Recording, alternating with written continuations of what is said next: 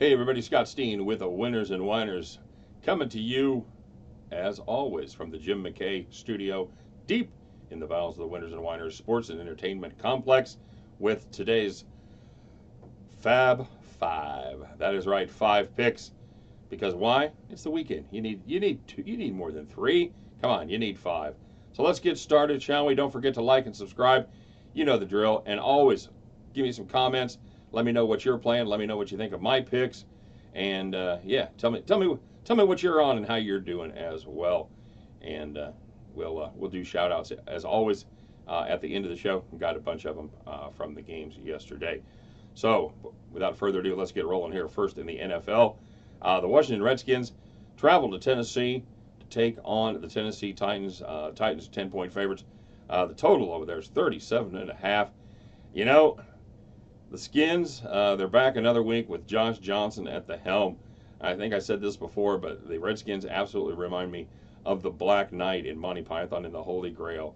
They just keep chopping off an arm, chopping off a leg, and they're up there fighting. They're up there. They don't even know when they're beat.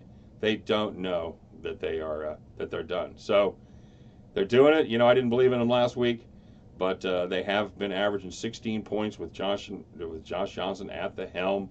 So yeah, anything's possible, man. It's you know they've gone through their quarterbacks. They've gone through Alex Smith, injured, Colt McCoy, injured, Mark Sanchez. Actually, I think the players actually like hit him like Kathy Bates did in that movie Misery to James Caan. I think they put a little ankle on him there. But anyway, Sanchez ain't going. So you know, throw out Baltimore. And Tennessee, they've been scoring some points. You don't think of Tennessee as the biggest scoring team, but if you throw out their shot out against Baltimore, because you know Baltimore's Baltimore, and no other team is like that. Tennessee's actually averaging 27.2 points per game at home. Both of these defenses are banged up. I think it's time. I think it's time for a contrarian play. I like the over 37.5 in the Tennessee Titans Washington Redskins contest. All right, taking a look at the other NFL game. The Baltimore Ravens at the Los Angeles Chargers. Chargers -4. 41.5 is your total there. You know, as a Chiefs fan, as many of you know, as I am a Chiefs fan, we really need Baltimore here today. So let me take a look and see what I think is actually going to happen. You know, Lamar Jackson's been playing pretty well as a starter. He's 4-1, but here's the ridiculous stat: the Ravens have averaged 46.8 carries per game in those 5 games that Jackson has been won 4 of. And the weird thing is, you'd think there'd be all kinds of an underplay with all those rushing plays. Yeah, not so much. In those 5 games, the over's 3-2. So, yeah, I don't. I thought about taking a total play there. I really don't see it. But I'll tell you what I do like. It's the Chargers. The LA defense. They've given up 65 yards less or rushing 3 of their last 5 games, and you know, the LA defense right now is about the healthiest it's been in a long time. They are going to stuff the box and dare Lamar Jackson to throw and beat him. I don't think he can do it. He does have his moments, but I don't think he's consistent enough to beat Los Angeles through the air. You know, this is the same guy that threw for just 123 yards versus the Chiefs defense, and I think we all know just how bad the Chiefs defense really is. The Chargers, they can taste it, man. They want that home field advantage. They are not going to let off the gas. I think the Chargers cover that 4 points and keep the pressure on my beloved Kansas City Chiefs. All right, my third pick today is one of the college bowl games there.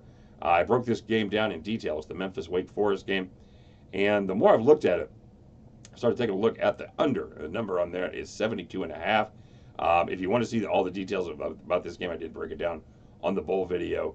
But basically, my theory here is I think Memphis may struggle early without Henderson. That's a lot of yards to take out, 1,900 rushing yards and 22 touchdowns that it will not be playing for Memphis. I think Memphis still gets it done, but I think it's going to take them a while to figure out the rhythm of their offense and figure out exactly who's going to be able to do what. I think that time that Memphis struggles is going to be just enough to keep that total under 72.5. So that's my other play on that game. All right, now heading to the world of college basketball. Vanderbilt is visiting Kansas City to take on my beloved K-State Wildcats. Taking a look at the total there, 133.5. I missed this game last time. I had K-State. I thought they would adjust very well to Dean Wade's absence and still go ahead and roll through Southern Miss the other night, put up a ton of points. That did not happen. In fact, K-State was down by 16 in the second half before coming back to nip Southern Miss by the barn-burning total of 55-51. Vanderbilt plays very solid defense. They limit their opponents to 39.6 shooting from the field and just 30.9% from beyond the arc.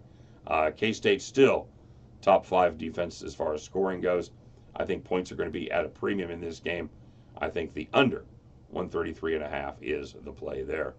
And the next and last is another play from the Big 12.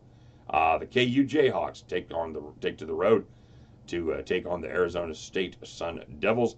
Jayhawks, 3.5-point favorite. The Sun Devils haven't fared great lately, going just 2-2 straight up and 0-3-1 against the number in their last 4, including a 15-point loss to Vanderbilt as a 1.5-point dog.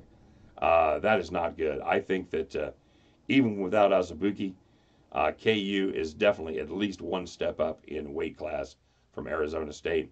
I think the Jayhawks may struggle early, but I think they ultimately get it done and the better team prevails. I like KU to cover the -3.5. Rock chalk, everybody. All right, so there's 5 picks for you. I hope we do well. We did okay yesterday. We had my bowl picks sucked. I had the chalk wrong. Took the favorite in the wrong game, the underdog in the wrong game. Anyway, but our pick 3 did well. The deep 3 was 3-0, so we ended up 3-2 for the day. And the Cappers over at Winners and Wonders and Chat Salt had a good day. They went 4-1. So all in all, where do we go? That's 7-3, 70% on the day for all the for the 10 videos, and we'll take that all day long. So let's do some. Excuse me, guys. Let's do some shout outs here. All right. First shout out is to 40 Ounce Beer Belly.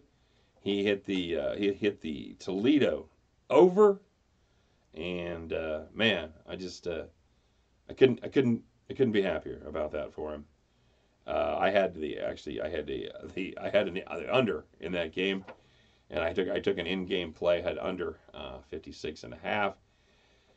And if you were watching it, you'll see that what happened. They had the ball there with FIU had the ball with they had just had one more play. They had a 3rd down and 1 at the 11-yard line. About 50 seconds left. All Toledo had to do was just stop that run and not let them score a touchdown, and the under comes in. You think that's what happened? Well, I think you know me well enough by now to know that is not what happened. The over hit, and then, of course, Toledo threw a Hail Mary at the end for absolutely no reason whatsoever, so it went well over. But 40 Ounce Beer Billy, you know what, brother? If I had to lose, I'm glad there was folks out there winning. I'm glad it was you. Good job on the over. Karen had that over, and she had FIU plus points. God bless you, Karen. Good job. She hit that 2-teamer. She is the queen of the 2-teamers right there. Mike had BYU, the Ottawa over in hockey, and he faded me as well and took FIU. Good call, Mike. Well done.